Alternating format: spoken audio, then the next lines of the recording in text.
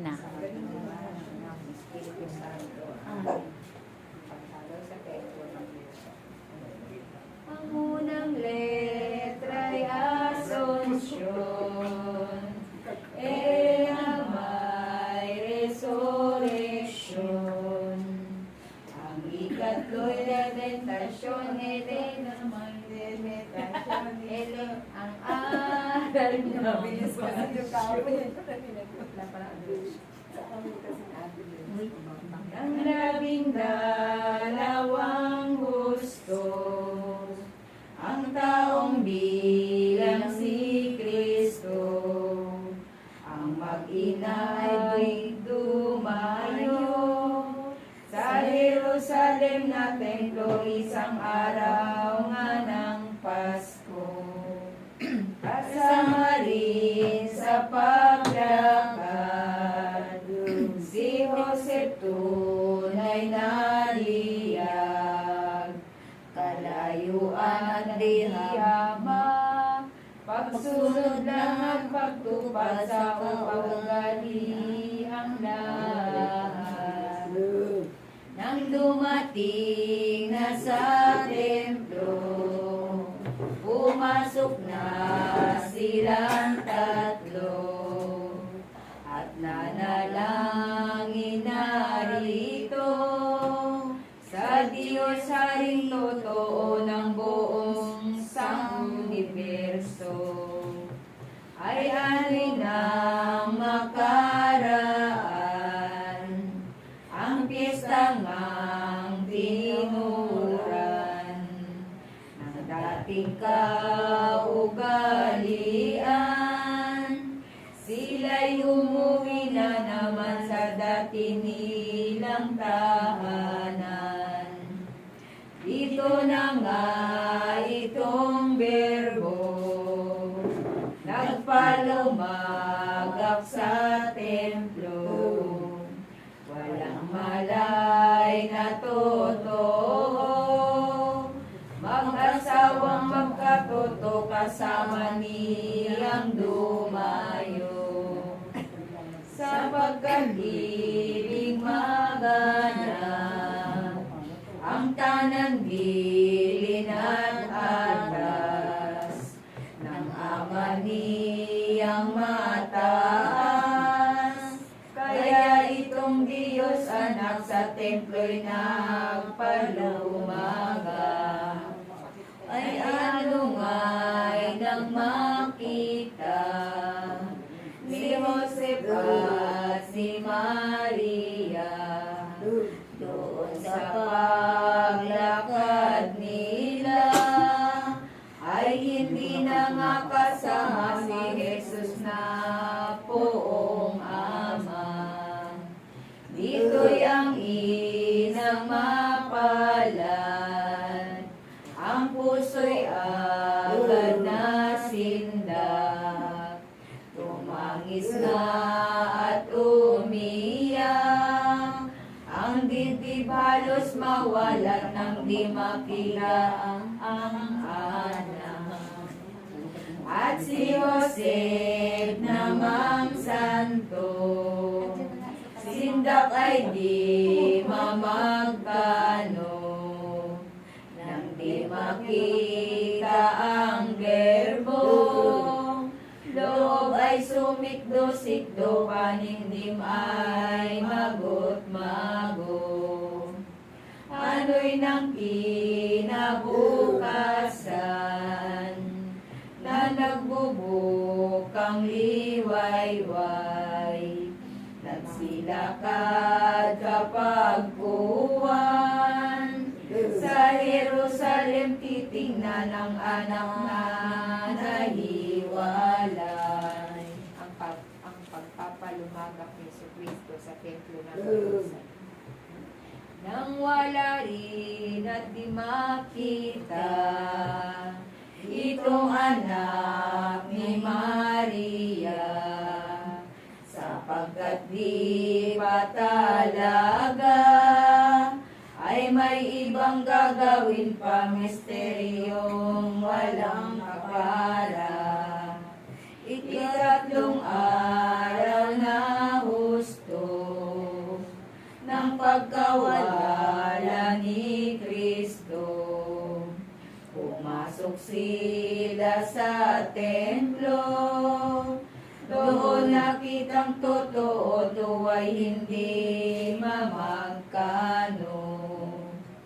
Naroon ka sa lamuha ng marurunong na pawa, kahit siya'y isang bata, pantas na nagmumulala at matuwid kung magwika.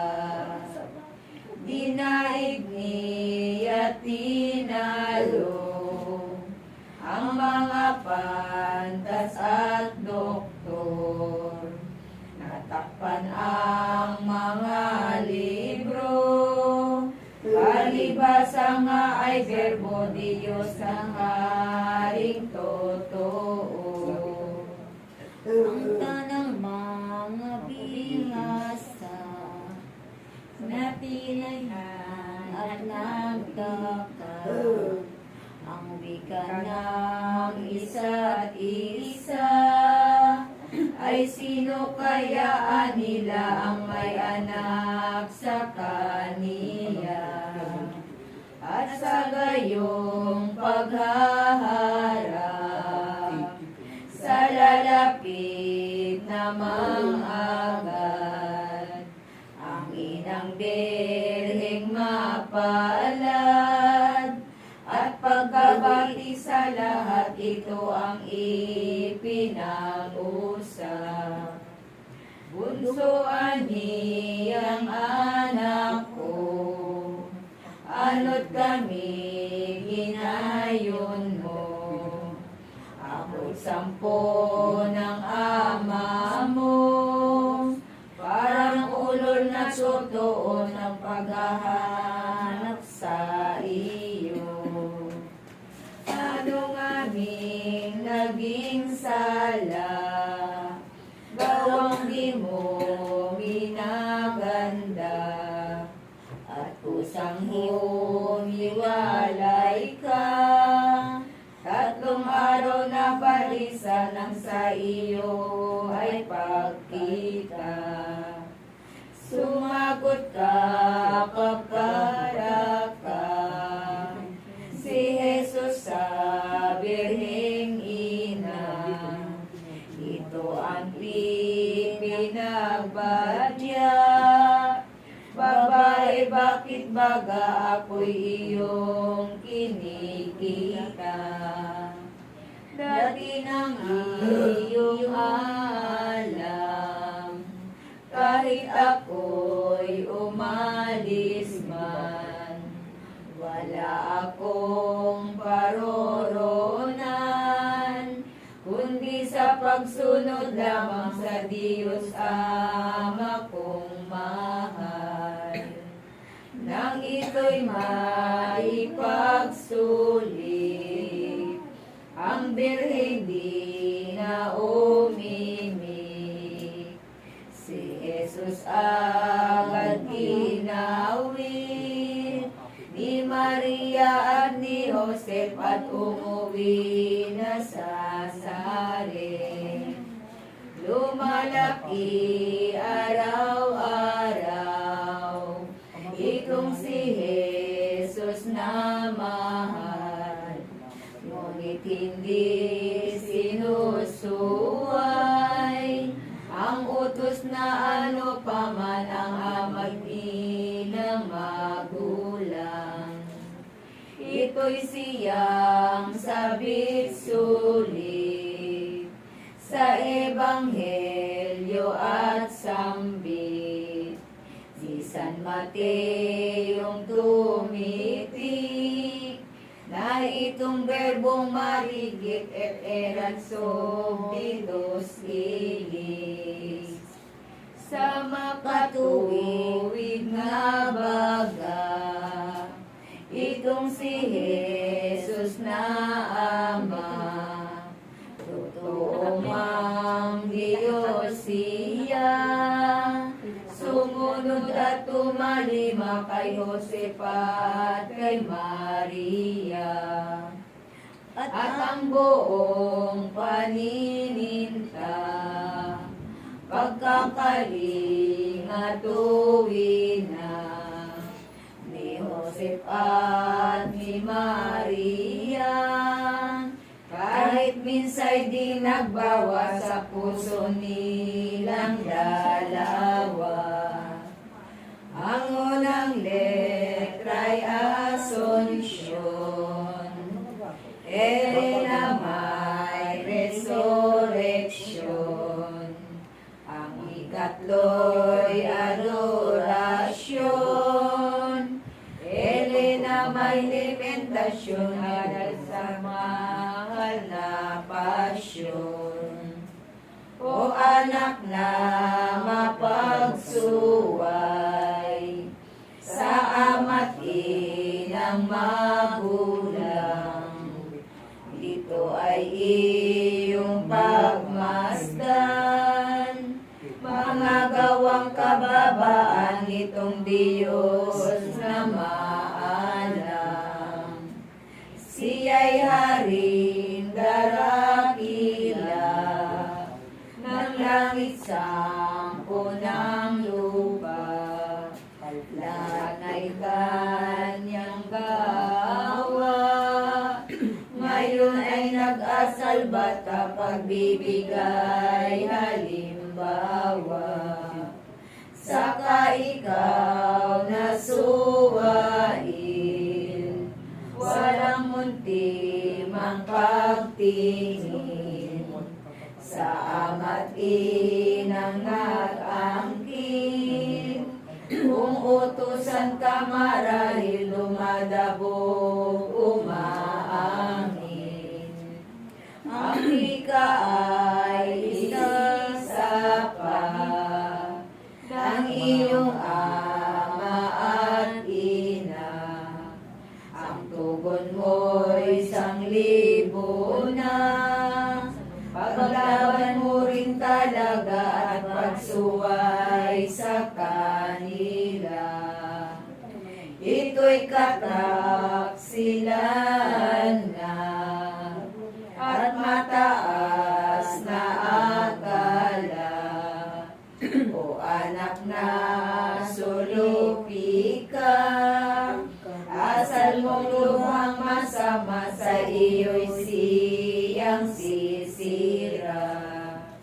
Kundi mo dambing bawasan ang mga likong mong asal. Totoong iyong kakamtan ang lahat mong kahirapan dito nga sa huling araw. Sukat mong ikabalisa at gunitain tuwi na.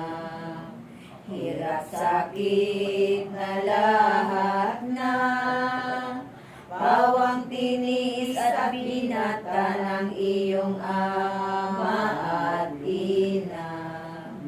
Kahit na atatagarin mo ang laman at 10 buto, 10 tanang balahibo, di pa sukat ibayad mo sa mga hirap sa iyo.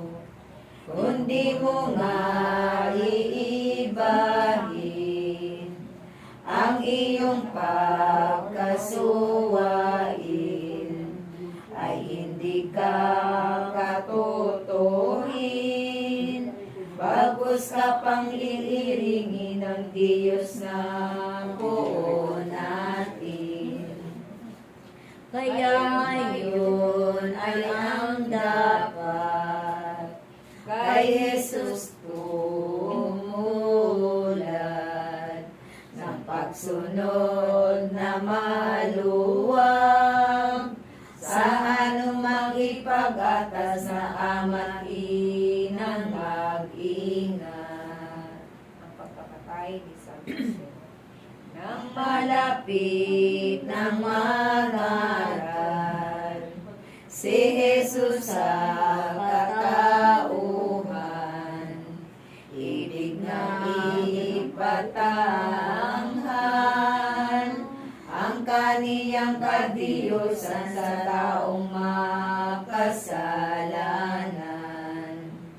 Ngunit ang kasing esposo, ama sa haka ng tao, si San Jose bagang santo, natanto rin nga totoo ang sasapitin ng berbo. Kaya nga't nang di makita ni Josep ang madlang dusa, ni Jesus na iwiniya, hiningi ng buong sinta, siya'y mamamatay ng una. At hindi nga matitiis niyong banal na si Jose, na makita at masilip ang madlang hirap at sakit ni Jesus na kasitibig. Dito sa nasang magaling ni San Jose na butihin, agad namang sinunodin ng Diyos na maawain ang kaniyang pita't hiling. Yaon ang siyang mula na ng pagkakasakit niya, kinakaling at tuwina ni Jesus at ni Maria, si Josep na mapaninta. Palibhasa ay katoto at malinis na esposo, pinalingan ng totoo ng poong si Jesu Kristo, si Maria masaklolo. Sa kalubhaang dihamag ng sakit nitong mapalat, dinainip sa ng lagnat, ito na ang siyang wakas, buhay niyang mabanayad. Di siya hiniwalayan nitong mag-inang timtiman, ang alagay matibay sa kanyang pagkararayan sa napatdang buhay. Walang aning makapara itong pagkamatay niya, daig ang santong lahat na sa kamay nitong mag-ina, pumanaw ang kaluluwa. Ang kaluluwang marikit nitong timtimang si Jose, sinalubong ng angheles, pinupuring walang patituan, walang kahulili, at kanilang inilagay sa sinungan ni Abraham. Sabihin ang katuwaan, sayang hindi ano lamang ng lahat ng mga banal.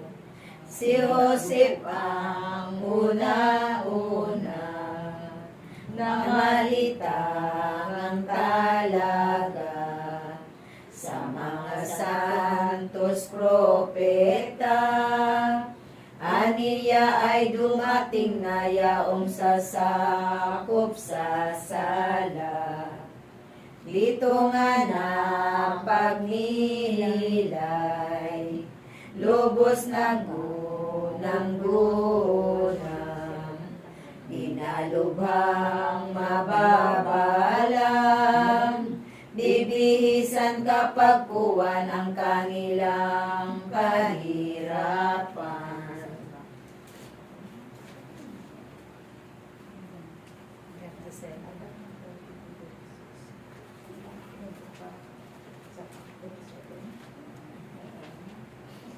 Ang unang letra'y Asunsyon, ere na may resurrection.